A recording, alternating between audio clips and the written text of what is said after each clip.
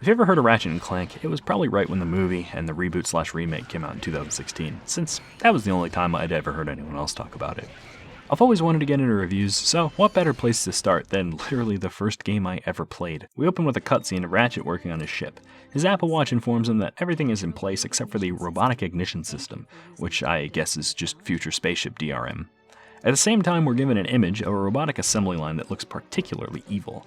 A defect pops out and learns something that he doesn't like, so he legs it and then ships it. He doesn't make it very far before he's shot down overhead Ratchet, who sets out to investigate. We're given control and oh fuck, the controls are inverted. I get that there's still a divide over which way you should point the stick to look up and down, but the horizontal axis is inverted too. After fixing that, we get to play the game. I slap some enemies to get the feel for Ratchet's movement and melee capabilities, I break some boxes which contain bolts, the game's currency, and the game is nice enough to give me a hint about canceling hints, which I cancel. After getting a feel for things, I start listening to the music more and I think, hey, this is pretty good. On average, the music in the whole game is really good. I'm not really knowledgeable enough to talk about music critically, but the tracks are super catchy and memorable even if they get drowned out by the gameplay sounds a lot. Take a listen.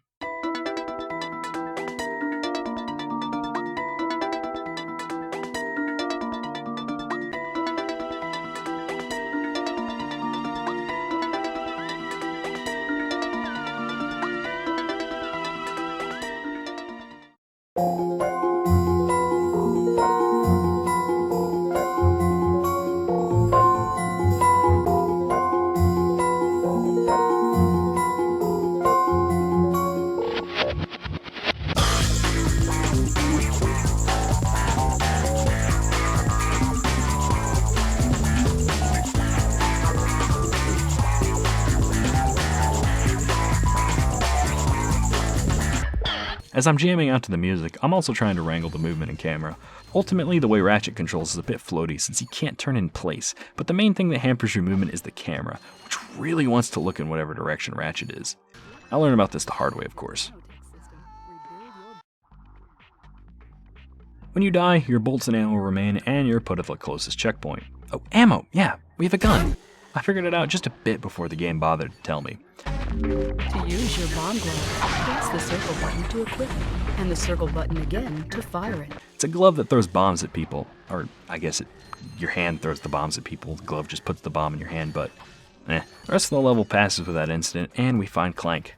Ratchet takes him back to the garage, and he keeps working on his ship. Since the ship is done, I can only assume he's trying to figure out a way to hack the DRM. Clank scares the shit out of Ratchet, and here I immediately notice that Ratchet's voice is different.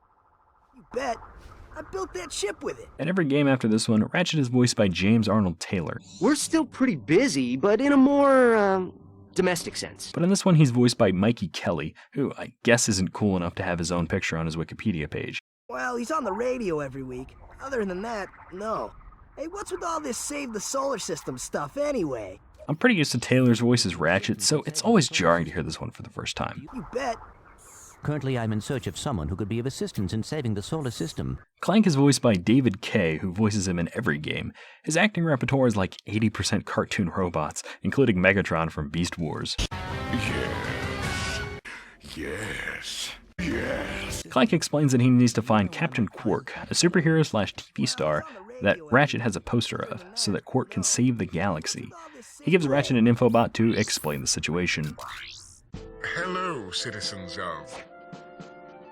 My race, the Blog, have a small problem. Our planet has become so polluted, overpopulated, and poisonous that we are no longer able to dwell here. But I, Chairman Drek, have a solution. We are constructing a pristine new world using the choicest planetary components available. So, what does this mean to you, you might ask? Using highly sophisticated technology, which you couldn't possibly understand, we will be extracting a large portion of your planet and adding it to our new one. Unfortunately, this change in mass will cause your planet to spin out of control and drift into the sun, where it will explode into a flaming ball of gas. But, of course, sacrifices must be made. Thank you for your cooperation. And if you don't like it, you can take your whiny, sniveling, snot-nosed populations, form a line behind me, and kiss my... We're still on? Well, turn it off, you idiot! Ratchet and Clank make a deal. Clank will bypass the DRM to make Ratchet's ship fly, and in return, Ratchet will take them to Quark. They take off and exchange pleasantries. Oh, and by the way, you can stop calling me sir. The name's Ratchet. Pleased to make your acquaintance, sir. You got a name? My serial number is B54296. Oops. I'll just call you Clank for short. Hang on.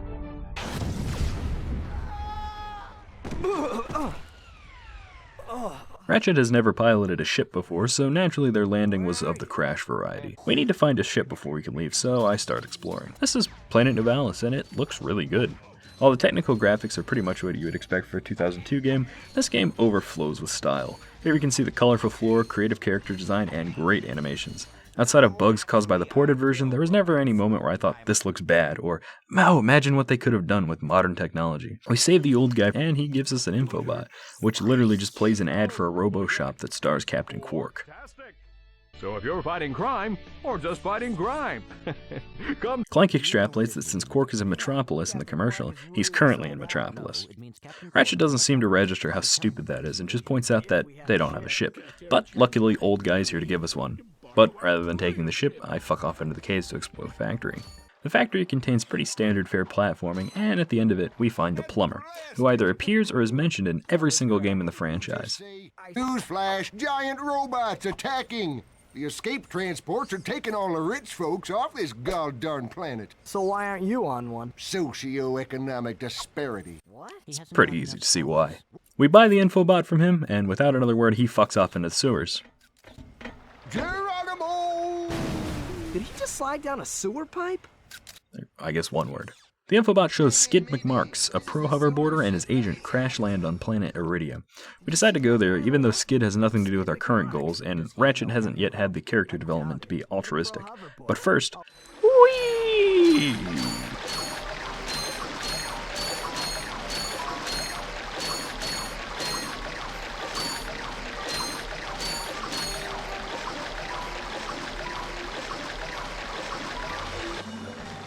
By the time I get to the bottom of the water slide, I've completely forgotten about the Radical, and I decide to go to Metropolis.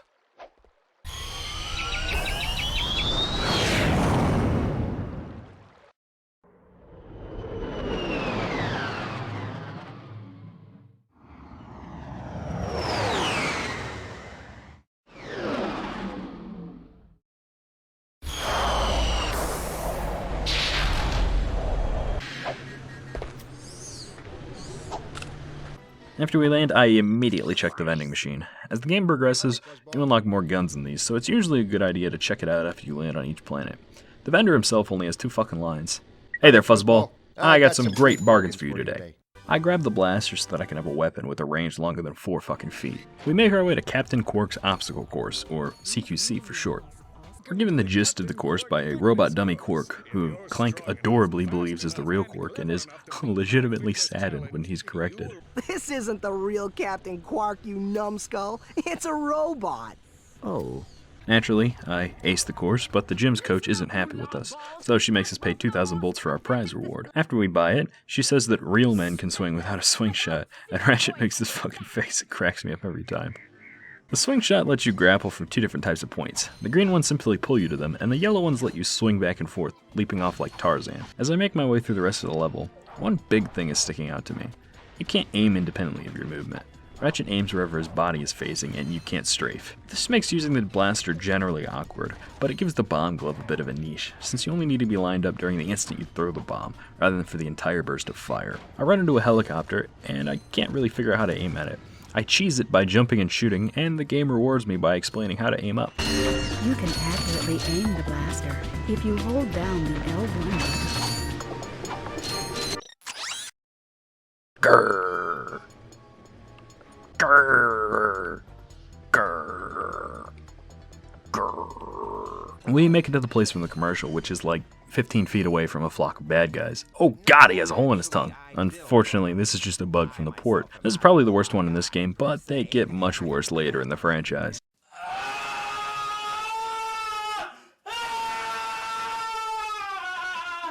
Al gives Clank a helipack upgrade, which of course isn't fucking free, and I immediately kill myself with it.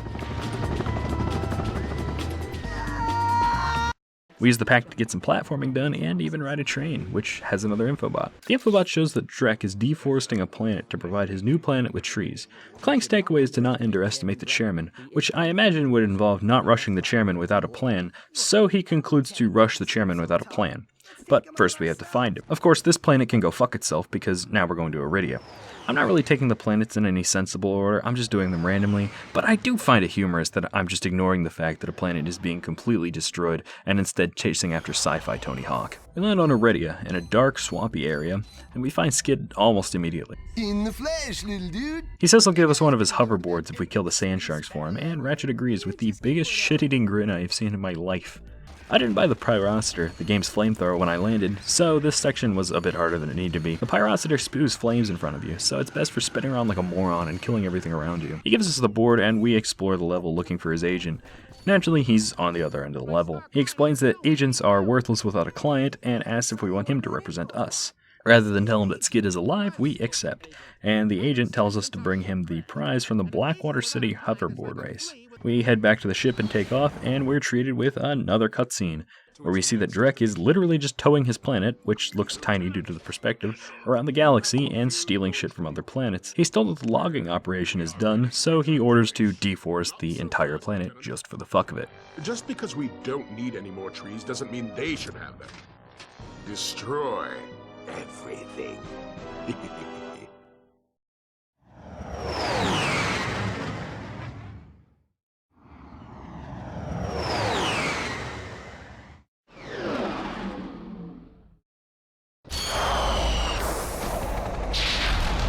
We land on Eudora to see a massive robot-driven planetary logging operation, and all of the enemies are complete pushovers.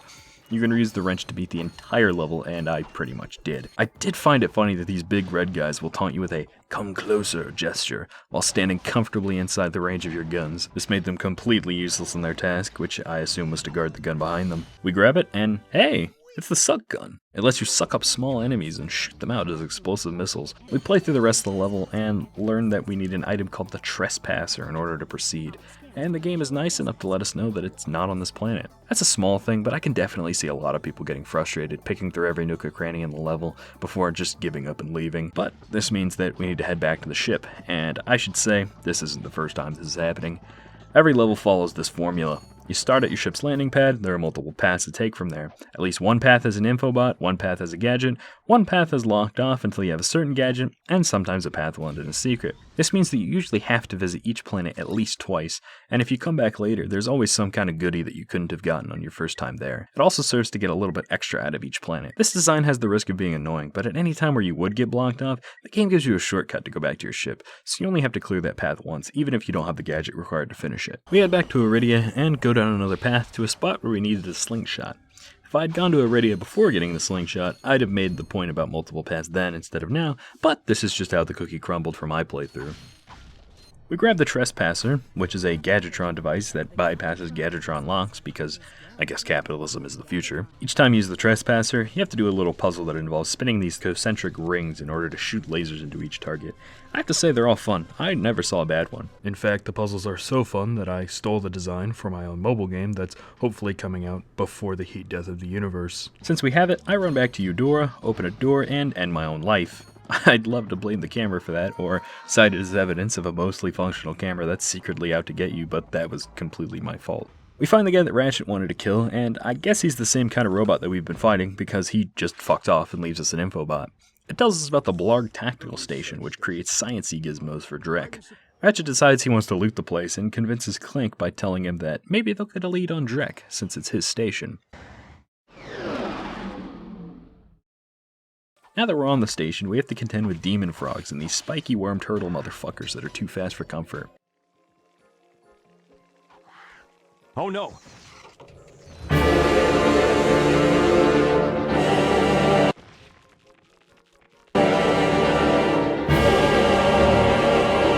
We also pick up the Glove of Doom, which throws a squad of Allah's chosen to hunt down and smite any that stand in your righteous path. It's great at killing enemies that you just can't be fucked to deal with yourself. We also get our first boss fight. He summons some dudes occasionally, but they all die the same, and we meet a gadget inventor, who looks more like a teddy bear than a scientist. He charges us for the grind boots even though we saved his dumb ass. We test them out, but we don't actually get a real grind section until later, so let's go send Clank out into space. This is the first time that we play as Clank, and I'm kinda glad these sections don't come up too much. Clank doesn't really have any mobility options, and his offense is just a 3-punch combo. They do enough with it to make the sections fun, but any more Clank, and I think I would have started to resent the little metal bastard. The fun part of Clank's sections comes from assembling a swarm of gadgetbots, which can follow a simple set of commands, which you use to solve various puzzles. We use them to swarm a motherfucker so that we can grab a Hydro Displacer for Ratchet. Unlike most gadgets, we have no idea what this thing does, since we don't get to use it till like an hour later. We still need an infobot from this level, so let's hop on this space submersible? I thought they used this model so that they could reuse it for an underwater level, but that never happened. As we arrive, we walk a couple feet to the bridge and are presented with a giant shiny red button, which of course we slap. Thank you for selecting our automated self-destruct feature. Vessel annihilation sequence initiated. Please remove all personal belongings. It was a self-destruct button. Now we have a minute to get out. This section always freaked me out as a kid. It was mostly the music and the fucking demon crabs. We escape with our lives and an infobot, which shows a reporter being eaten by an amoeboid. Clank is disturbed by what was ostensibly a snuff film, but Ratchet gives zero shits and just wants to go hoverboard racing, so let's go do that.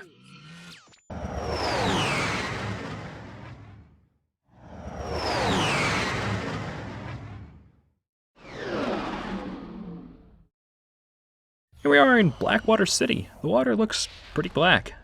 I kind of wish we did that in real life. Like, Washington, D.C., white building city. New York, tall building city. Seattle, Blackwater City. Haha. There's generally a lot more fucking enemies here, and we see our first amoeboids. These guys split up like Minecraft slimes when you kill them, and they are brimming with character despite just being piles of goo. That character is probably why this is one of the only enemies from this game that we see throughout the rest of the franchise. We run into a cleanup crew, which also attacks me, so they die like the rest. Standing in the middle of the carnage is this shady guy who wants to sell us a Rhino, which is an acronym for Rip Ya a New One. What did you just say to me? R-Y-N-O. Rip ya a new one. Why, that's the most powerful missile launcher in the galaxy. I know it's worth a lot of bolts. He must have stolen it from the Blarg. Stolen? Look, trash can. Did I say's anything about it being hot? You better watch your mouth or I'll... Wait, don't tell me. Rip you a new one. The Rhino is basically a minigun rocket launcher, and each game generally tries to one-up the last in terms of how ridiculous they can make the Rhino.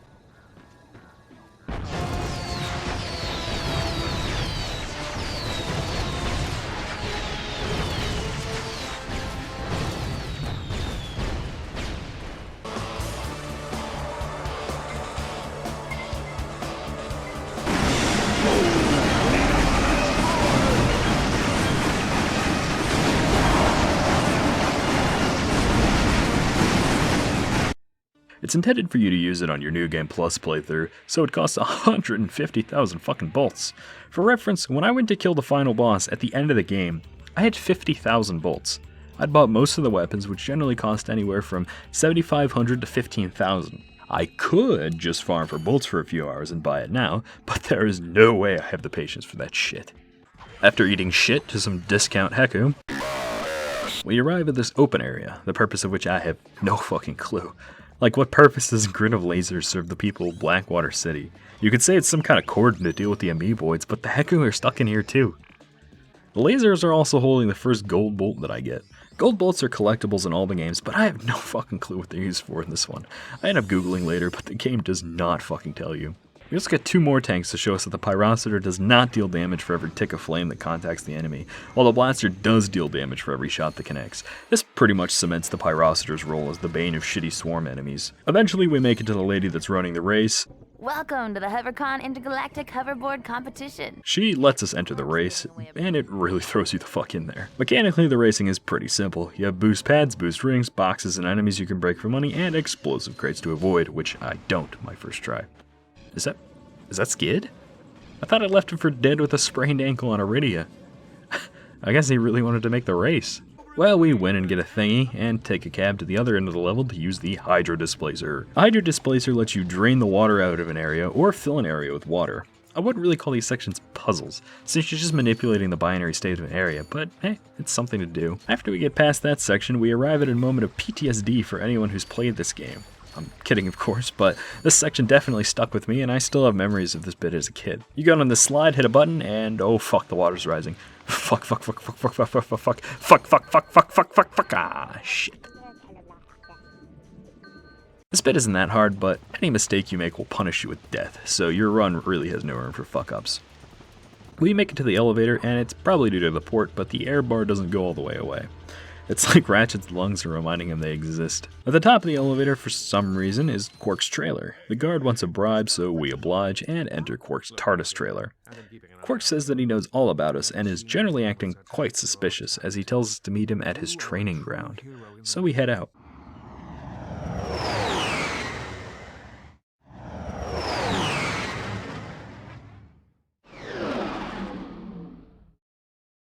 After we land, Quark tells us to meet him at the death course. Haven't we done enough already? What? I can't hear you. I said, haven't we done? Sorry, still having trouble. Tell me later. Later? We might be dead by then. What? All right, Clank, let's get going. While this level is a pretty big shift in tone, it plays out like any other level, with the exception that there's only one path to take, and that there are no enemies here, just turrets and mines. What a thrill, with darkness and silence through the night. What a thrill. We make it to Quark, who is standing menacingly at the end of this hallway.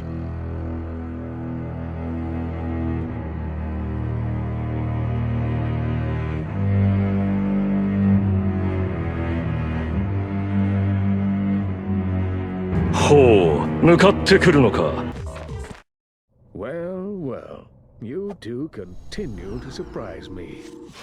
Step into the ring of heroes, and I will finally give you what you deserve. Ratchet, this is no time for you to become cautious. We have reached our goal. I don't know. There's something fishy going on here.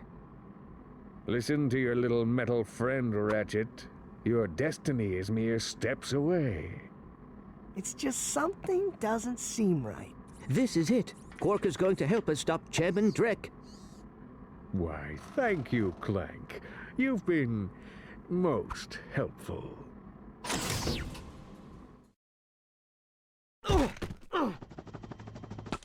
Get off of me, you idiot! I love it when a plan comes together.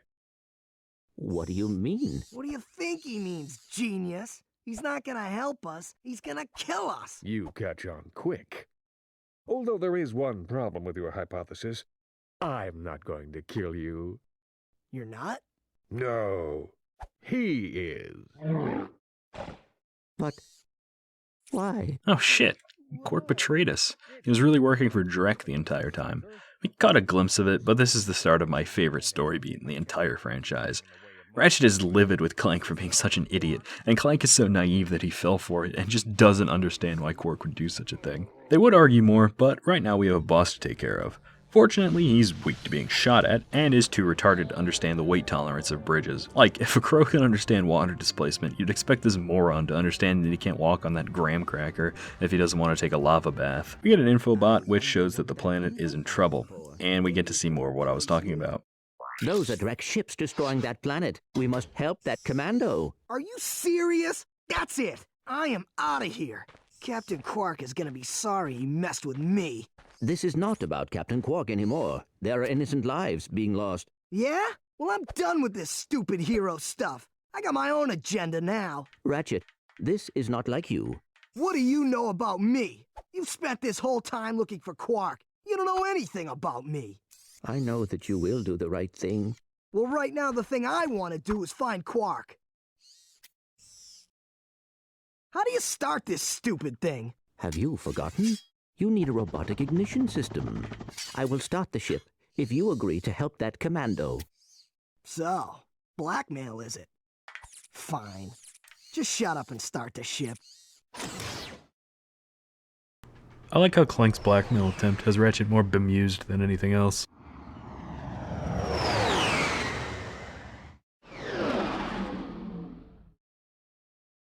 attention, you deserting maggots! The next time you soldiers try to go AWOL, I'll shoot you myself! Look, I just want to... Zip it, worm! You see those bombers? If you don't get to the turrets and knock those ships out of the sky, this whole planet's gonna be rubble! Meet me at the city entrance! He needs our help. Yeah? Why don't you go help him? Into another trap. Well, go on. Go fight some evil. At least I'm not a coward. Whatever. As soon as I find Quark, I'm selling you for scrap. This section has really accurate tanks, so I cave and buy the Devastator. It's pretty much your only option for dealing damage outside the blaster's range of like 10 feet, and it does a ton of damage. I eat shit one too many times, so I decide to hop on our first real grind rail. This is another recurring feature in the franchise, and it's always a visual spectacle. All you really do is avoid obstacles and switch rails sometimes, but I never really found a section to be boring, and it's fun to be your own monorail car. The game also informs us that we earned a skill point, but for the sake of flow, I'm going to pretend I don't know what that is. At the end of the track is this guy, who wants to trade an infobot for enough money to desert the army. Unfortunately, I blew all my fucking money on the Devastator, so I run to the other level to find the general guy. He just wants us to get inside that fort, which the game keeps labeling as a city, but we need magnetic shoes to get in. He also gives us an infobot that shows Drek in front of his planet, which looks really fucking tiny from the perspective. The bot shows the Blargian homeworld, Orxon, so I guess that lets us go there. Clank is worried about Drek's destruction of the galaxy, but Ratchet couldn't give a shit. We go to Orxon anyway.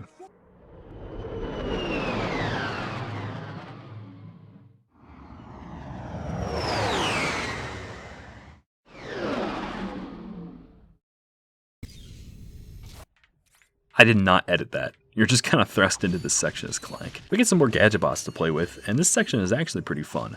My favorite part is when we have like 8 of the little guys and send out our brave Mujahideen warriors to battle the giant crabs that can't actually move. At the end of it all, Clank sees an infobot. Better not let Ratchet see this one. And then shows it to him. Clank also picked up the magnet boots, which let Ratchet walk on metal walkways. The infobot tells us about a tropical resort on planet Pokitaru, which gets Ratchet excited. Why resort? Pokitaru. I knew it. Oh, come on. Switch off your nerd circuits and have some fun. Look, we'll go just long enough to pick up the O2 mask. Perhaps the extra oxygen will help your brain to function properly. Yeah, and maybe the salt water will rust your mouth shut. However, we don't yet have time for a tropical vacation because I never finished Battaglia.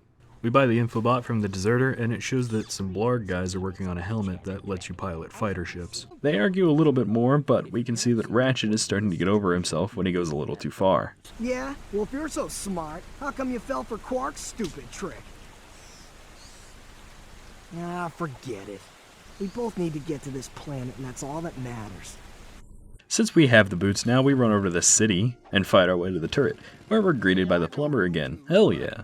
At this point, I've completely forgotten that the guy at the start of the level told us to use this gun to shoot down the Blarg warships, so I read this exchange as Ratchet convincing the plumber to let us use the gun literally just for the fuck of it. We had a pretty standard turret section where we shoot the ships as well as shoot the incoming missiles, and the plumber rewards us with a metal detector. Looks like he's good for something after all. Here, take this. What is it? It detects underground bolts. My grandfather designed it to suck up loose change on any planet in the galaxy. What a cheap old man he was. Well, see you around sometime. This lets us sniff out a couple extra bolts from each level, which is pretty useful because we need those bolts.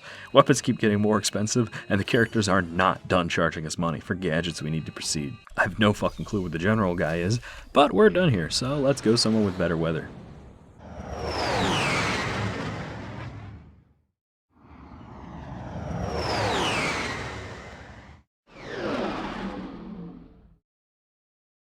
After being in what was basically a cross between Britain and Vietnam, this tropical resort-themed planet is a very welcome change in visuals. Hey, you two are the first friendly faces I've seen in weeks. You are friendly, aren't you? To you, yes. To him, no. He wants us to escort him to the other side of the island, and even though his resort ad said that you get an O2 mask just for showing up, he won't give it up until we bring him to the other side of the island, and then use his fighter jet to fight off the Blarg invasion. Speaking of the Blarg invasion, I have no idea what they're doing here.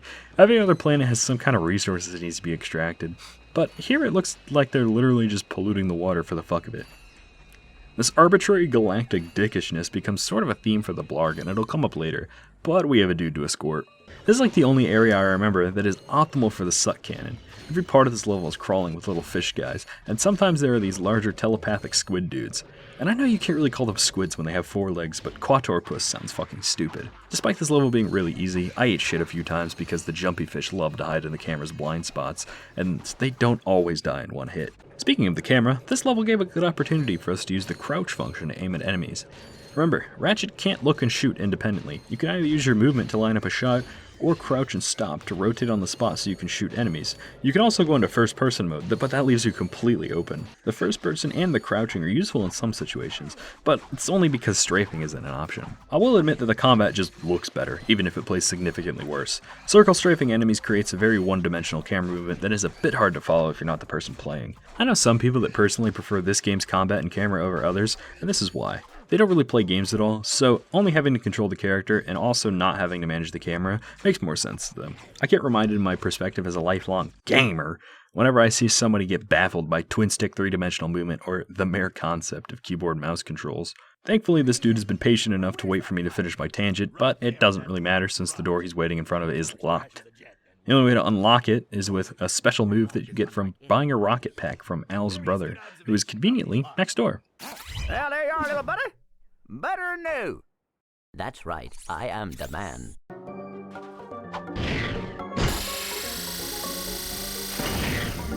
You will need a Blargian pilot's helmet. Oh, for fuck's sake. If you don't like the level design in this game, this is a perfect example for you. This is the ultimate cockblock.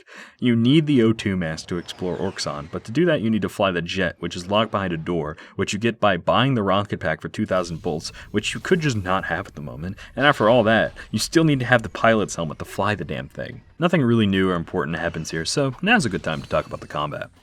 I harped a little bit about the generally shoddy camera and how annoying it is to pilot Ratchet from my perspective of modern game controls, but I didn't really hit on how the shooting plays. I marathoned the entire mainline series in order, probably around 5 years ago, and I remember really not enjoying my time with this one. But during this playthrough, I was actually having a lot of fun, and I don't know why I have such a different opinion from myself 5 years ago. I guess this one's a lot less enjoyable if you have a more modern title in your recent memory. Enemies are very simplistic and often have only 1 or 2 different attacks that they can perform, and they move very predictably if at all. On top of that, all the weapons are very specialized, enough so that most of them have their own, but some weapons fall under the same niche. Like, I mentioned the Pyroster is good for shitty groups of small guys, but later on you get the Tesla Claw, which does almost the exact same thing, except it has a longer range, automatically locks onto bad guys, and is even worse about not dealing tick damage.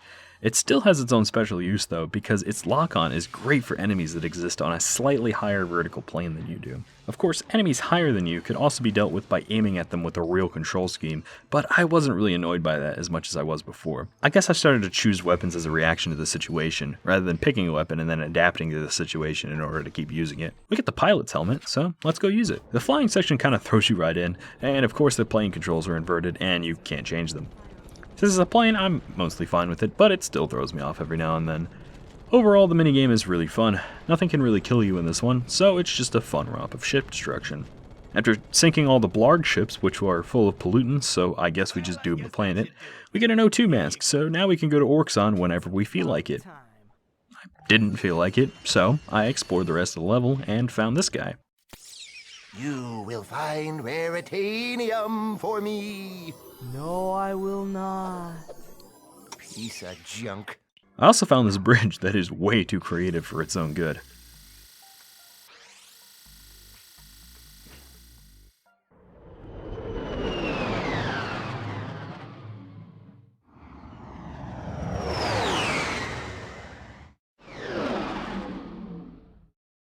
Now we actually get to explore Orxon as Ratchet and interact with the friendly wildlife, which can't be too happy about this fucking gloop fountain straight out of the Lorax. This is when the game starts to get hard. This level's difficulty mostly comes from these crab guys. They instantly react with a long-range sweep attack whenever they take damage, so meleeing them with anything is just asking for death. They're also fast as fuck, and their claws have a really long range, so trying to run past them can get you killed. I die plenty of times before I get this infobot, which shows that Drek is literally just going to blow up a planet for the fuck of it. This forces Ratchet to care about the conflict for the first time so far. That's just mean. so we gotta stop them. Alright, I said just for the fuck of it, but that's not his stated reason. His stated reason is the planet is on the perfect orbit for their new planet's weather, but that's not how orbits work? The orbit isn't just one perfect spot for a body to occupy, it's just an ellipse. Additionally, vaporizing a planet doesn't just cause it to stop existing. You still have a planet's worth of mass going in the exact same orbital as the planet used to be. So after they set up their planet, it's going to start attracting matter from the destroyed planet, and it's going to grow larger than predicted, throwing off their gravity potentially, and maybe even fucking up their artificial crust. That doesn't even touch how fucking difficult it would be to move a planet there with a literal planet's worth of debris. Anyway, Drek has his retard missile being assembled on Hoven, so let's go stop it from launching. Once we land, we get a hint and, oh shit, we can fucking strafe? What? All that complaining I did was for nothing, right? No, very wrong. You can't jump or do any kind of flip while strafing, and your weapon aim being tied to your camera rather than your character only works while you're holding one of the buttons to either strafe left or right. This game is designed for you to use Ratchet's acrobatic moves to maneuver through combat. You die really fucking quickly when you start ignoring that. After I finish being disappointed about the strafe feature, we get a turret section. I was initially writing a complaint about it while watching the clip, but I beat it before I could really write anything negative, so I guess it's got that going for it. As the giant spaceship falls into the ocean, I have to wonder how this planet is going to deal with a missile with a yield of the fucking Death Star just sitting in their ocean. They could just play it off like we do with our Broken Arrow instance. Did you know that there's a fucking live hydrogen bomb underneath South Carolina right now? Apparently they were just doing test flights of stealth bombers when somebody fucked up and accidentally dropped 2 live bombs out of the plane. They do have safety parachutes, but one of them failed, and the bomb went shlunk into some mud. The army tried to recover it, but after losing an excavator to the mud, they just decided to call it a day and stick some warning tape up. I guess that's fucking Mud 1, Thermonuclear Death Ball 0. Actually, I told that story off the top of my head, and while editing, I, actually Googled it so that I could get pictures and shit. It looks like something might have also happened in North Carolina, because North Carolina and South Carolina are both mentioned. Both of them have 2 bombs. However, one detail that I missed was that the bomb that went into South Carolina, this giant-ass crater isn't from the impact of the bomb, it's from the explosive primer inside of the bomb, because if you don't know how an atom bomb works, you have an explosive primer that triggers the nuclear reaction. So that's the explosive part of the bomb, not the nuclear part of the bomb. And the rest of the bomb sunk into the mud. Now, I think that the actual bomb that's stuck in the mud that the Army lost an excavator to is in North Carolina. But this still did happen in South Carolina, where a bomb landed, the explosive primer detonated, but not the nuclear part, and it caused a bunch of property damage and gave a couple people a concussion. Whatever. We get an infobot that shows a space base, so let's go blow it up.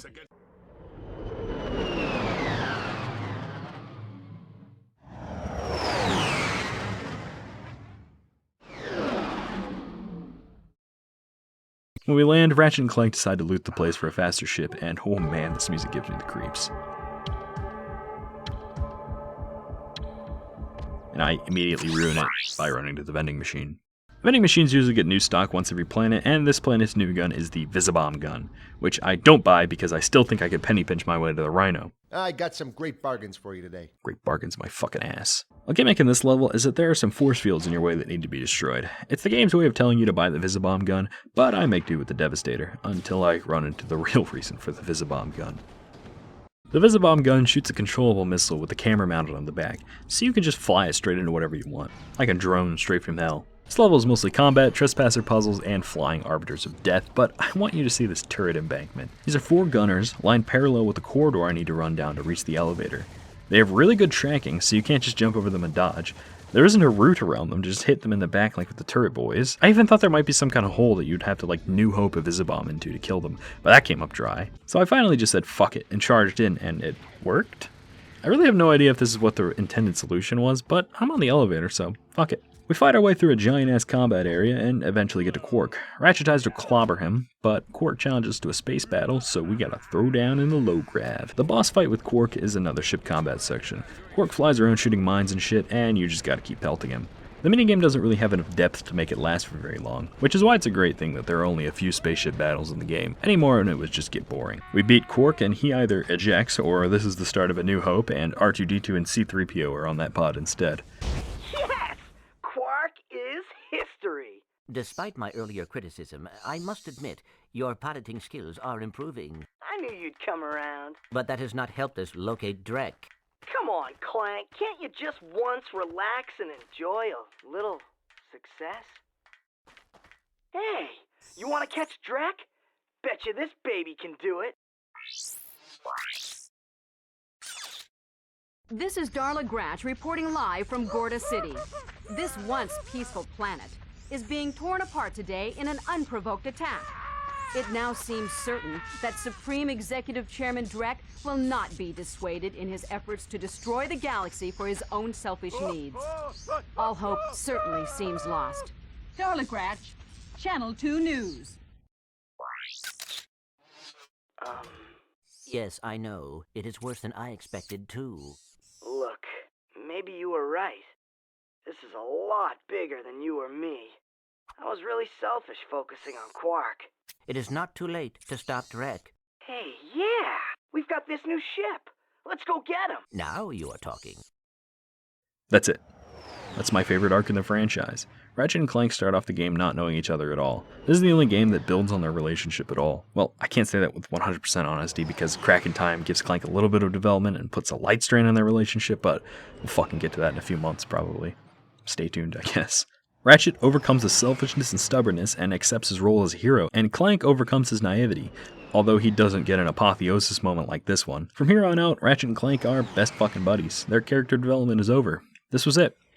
After this game, they're full-time galactic heroes, and this is where they learn their sense of duty. While that all sounds nice, and the game pitches this as a moment of, let's go save the galaxy, look at Drek's planet. It's done. Just looking at the picture of it shows at least 8 planets went into the production of that thing. That could have been stopped if Ratchet was focusing on stopping Drek from the beginning, but he wasn't. He was too interested in his own revenge to care about the situation. I don't know why the game doesn't make any kind of deal about the fact that Drek's planet is done, meaning that his plan is over and the damage is done. The last step is to blow up one last planet so that they can have their own orbit. I really have no idea how stopping them now counts as saving the galaxy, but whatever. Let's save it anyway by taking a trip to Old Tanis. My memory of this scene from my last playthrough is slightly wrong, but I love my subconscious edit, so I'll share it with you. Clank? Clank? Come on, wake up! Captain Quark? No, goofball. It's me, Ratchet. What happened? You got toasted by lightning. This place is having one heck of a storm. You won't be safe out there. I'll be right back. I remember the scene happening before we killed Quark. This meant to me that Ratchet's grumpiness was more of an act at this point, and that act quickly melted away when Clank's life was at stake. No matter when this takes place, however, the result is the same. We have to play this entire level without the mobility Clank provides us. The first half of this level kicked my ass initially. It has these guys that shoot lightning you need to jump over, but without a Clank backpack, you have way less control over your jump after you commit to it, which really threw me off. Thankfully, they're all weak to the Walloper, which is a big melee weapon that doesn't consume ammo, and gives you a tiny bit of iframes when you use it. After I navigated that hell, we grind our way to the guy from the infobot, Own selfish needs. All hope certainly seems lost. who wants to sell us another infobot. It's just an ad for a combat robot factory. At this point, I stopped questioning why we just go to any planet that we have an infobot for. We could just go there, but this level isn't over yet. We still have to do a spotlight stealth section. Yay! It's pretty minimal. If you get spotted, it spawns a few turrets that you can just run away from. Thankfully, this wasn't for nothing, because your reward for avoiding some lights is the Morpho Ray. It turns bad guys into chickens. Why? I don't know. But now we can leave. Is that big, inviting front door? Nope, fuck you. Can't go in. You need another gadget. Well, I guess we'll go this way then. We run into someone whose look is a smidge controversial these days.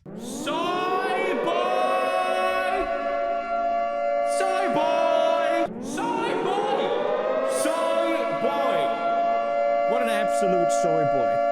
He needs Clank to step on this machine so we can blow up part of the factory. We get to play as Giant Clank and bring death upon the unworthy. There is 0 challenge to this section, but boy, it's fun.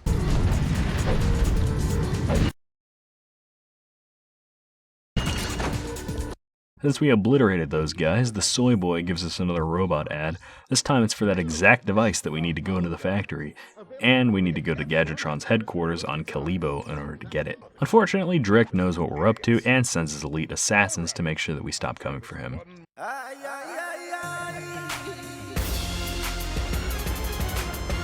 Once we arrive on Calibo, we get to see those assassins in action. Their gimmick is that they have jetpacks, which let them hover either conveniently within melee range, just outside melee range, or completely out of the range of all of your fucking weapons. Drek told them that they were free to destroy Gadgetron headquarters if they felt like it, but they spent most of their time hovering 10 feet off the ground like dipshits. Inside the HQ itself, we encounter a few robot combat arenas that have a swarm of robots, each using one of their weapons that Ratchet can also use. I suppose this could serve as a lesson for how each weapon has a limited role, but it's kinda too late for that. Past the death road of armed test dummies, we find the CEO of Gadgetron, who wants us to beat his robots in a race so that we can represent his new line of hoverboards. Alright, I'm down. This race was a lot harder than the first one. I didn't even come close on my first few attempts, but I completely forgot that we got a hoverboard upgrade as a prize for our first race. It lets us do Tony Hawk kind of tricks to charge up our boost meter, which gives us a bit of a speed boost. The other thing we get is rockets, which are great for when the AI inevitably rubber bands to catch up with you. Even with all that, it still took me a fucking half an hour to get first place, and I barely wanted that. Just look into that camera right over there and say what comes naturally. Rolling! Hi. This is Ratchet for, Gadgetron hoverboards. And if you, Yo, dudes, for the freshest boards in the galaxy, check out the new XZ88 from Gadgetron. It's so hot, it's cool. I think I got the wrong guy. I love that. He gives us the disguise kit, and rather than using it, I decided to explore a bit more. Hey, we finally get to meet the help desk girl. I hope she's cute. What should that matter?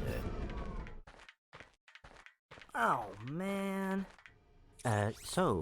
Come here often? Actually, I work here, so I come here all the time. Oh, yeah. I've been following your progress. Here, shh, take this. It's a map-o-matic. It will be very helpful. I'll see you later. Bye, sweetie. I think she likes me. The map-o-matic will show secret areas on the map, but I'd never used it since I never used the map either. Apart from the secret I didn't feel like going for, we have this level cleared out, so now it's time to use the holo guys. The factory starts out all cutesy and shit, but don't let that adorable holographic disguise fool you. This level is pure fucking evil. If you get spotted out of disguise, anyone that sees you will run to the nearest alarm. Once they hit that button, you're ostensibly fucking dead. It starts spawning these homing projectiles that you just barely can't dodge. On top of that, the sentry bots themselves have just a little bit too much health. When you combine that with the fidgety camera, you end up with a lot of situations where you just barely kill them right after they've already hit the button. And on top of that, the checkpoint for this section is way too far back. So if you die, you have to do the whole thing over again. And if you start to get impatient because of that, there are a few jumps you can easily beef, which of course instantly kill you. After all that bullshit, we get to meet... Mom? Oh, brother. I tried, Mom. I know.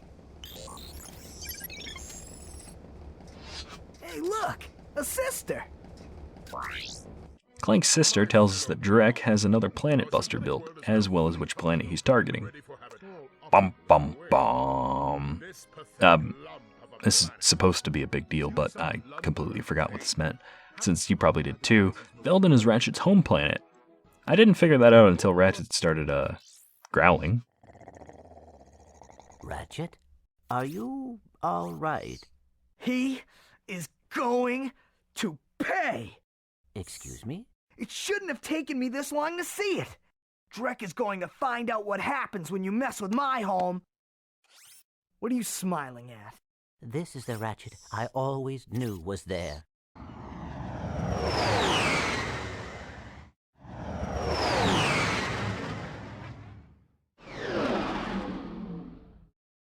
Drek's fleet has a swimming section with lasers and electricity, another Hollow Guys bullshit stealth section, and a gunship minigame. But it kinda ruins the flow to talk about it. Like, we know where he is, we have a reason to kick his ass, but instead we're just fucking around on his ship.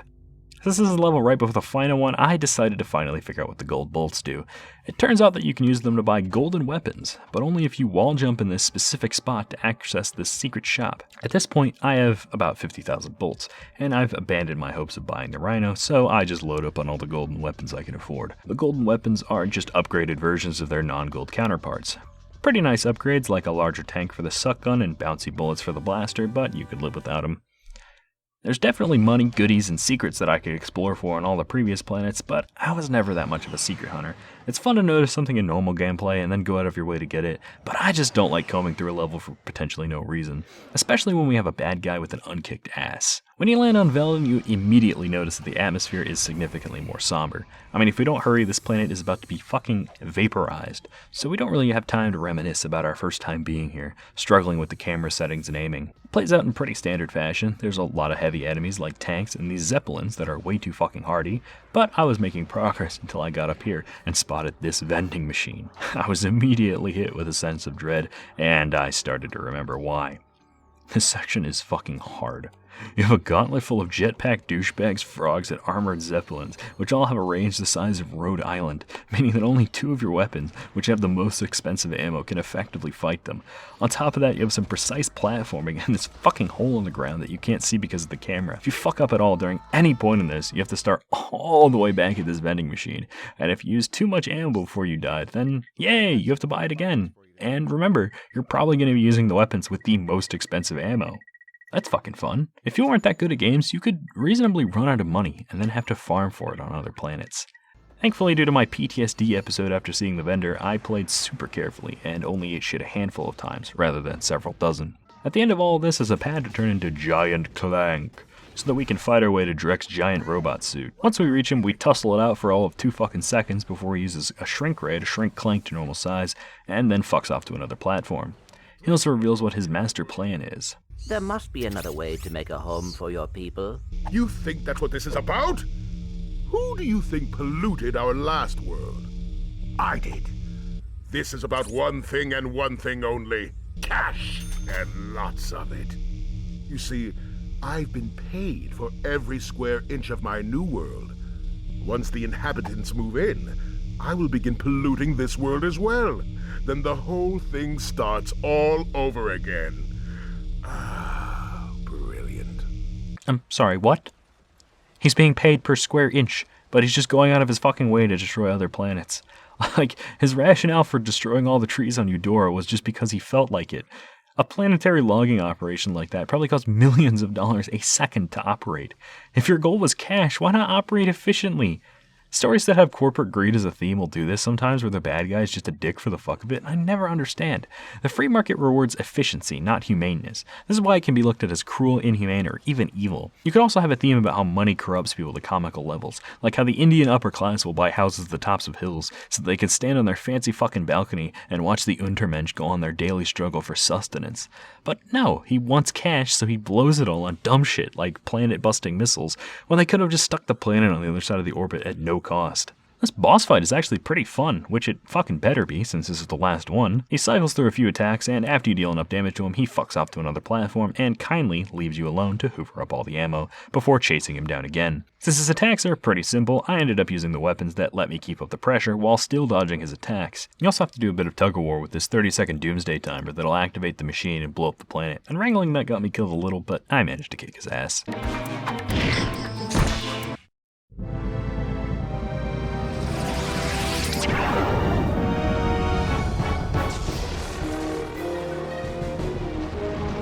This can't be good.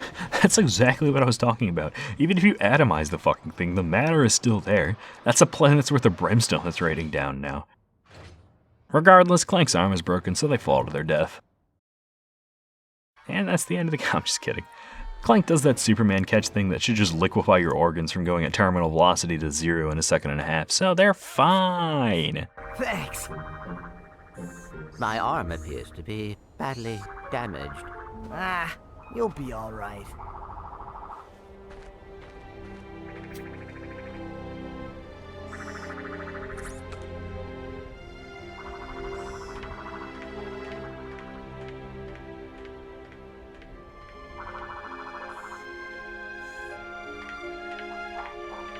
Hey, tin can!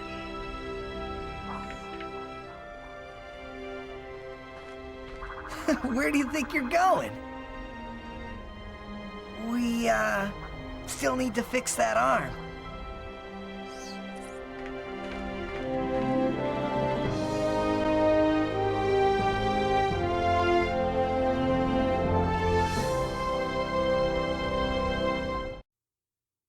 That was Ratchet and Clank.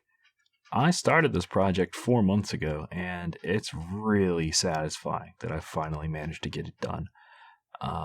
This isn't the only thing I do. I have a job and I have to go to college, so I was just kind of throwing this together in free time that I had, where I was feeling productive and creative, and I'm just really glad I was able to get it done. Reviews are something that I've always wanted to do, and I just never did it. But what really got me onto it was the YouTuber To Snaker had a guide on how to produce reviews, and usually those kind of guides are like, oh yeah, man, here's how you buy a Yeti microphone and like plug it into your computer. Like, it's just like stuff that you need. It's just like the tools, you know? But he had really helpful advice in that you play the game and then just write down everything that happens, and then that gives you a bunch of material to use to write the script. And oh my god, that was a fucking godsend. And after I got the script written, I was able to not compress it. After I got the script written, I was able to break it into a giant spreadsheet. And, I was able to break it into a spreadsheet, which had all the clips that I needed and all that. And my script and the spreadsheet are going to be in a Google folder in the description. But that just let me get into this big, productivity grind and just kind of get this video put out, because this is that was a ton of time put into this, and I really hope you enjoyed it. I know that it's not perfect, but I expect to get better at that over time. So if no matter what you think, even if you fucking hated it, I don't know why you're this far in the video and you fucking hated it, but I would appreciate it if you let me know whatever the hell you think, because I'm not like, you're not gonna like hurt my feelings. If you have some kind of criticism, I'll either agree or disagree with you. It doesn't really get to me. But yeah, this was a lot of fun, and the usual thing that you do with big ass use of your free time like this is attempt to monetize it. And I really don't know how to do that in this case. I would love to. I would love money. But my monetization got cut from my YouTube channel because why? Oh yeah, because they revoked it for no reason, and then that was right when the rules changed. So you have to have 4,000 watch hours a year or something like that, and I don't get that, man. I make like fucking 30-second shit posts, so I don't get 4,000 watch hours in a year. So they kicked me out of the partner program, and then right when they changed the rules, it wasn't because I didn't meet the new rules. It was because they said that my channel had unoriginal content, and I was like, wow, fuck you. So that was nice. And the other thing is Patreon, but that's like I'm open to that, but like I don't want to have a blank Patreon that I just send people to. So I think that's going to get opened the first time somebody mentions it is when I'm going to create it. Just because I don't know. I don't want to beg people for money. My fucking screen just turned off. What the hell? But begging people for money is dumb. The other thing I might do is I don't feel any sense of like journalistic integrity, because I'm going to be playing. Right now, this series is, I'm going to call this series In Depth, because it's I don't know, because I made a joke where I took my avatar and then put a scuba set on it, and I thought that was funny, as well as I got really fucking in depth into this game. So In Depth is going to be on games that are, old, not that old. I'm not like a retro gamer, but just stuff that I can fucking talk about for a literal hour. And so since they're old games, and so since I'm really not part of the marketing cycle for that kind of game, or the kind of games that I'm gonna talk about on this on this series, I might do a kind of like affiliate link thing where I'm like, oh wow, like this video is about Ratchet and Clank, here's where you can buy it, and it's like a fucking Amazon affiliate link. But That's kind of fucking lame. Like anyone's gonna buy like a physical media these days, you know? Like, I don't fucking buy this game on physical media. I had it on physical media previously. I think we had 2 copies. I think I might still have a copy, but our backwards compatible PlayStation 3 is fucking dead. So we have our new, not backwards compatible PlayStation 3 to play it on.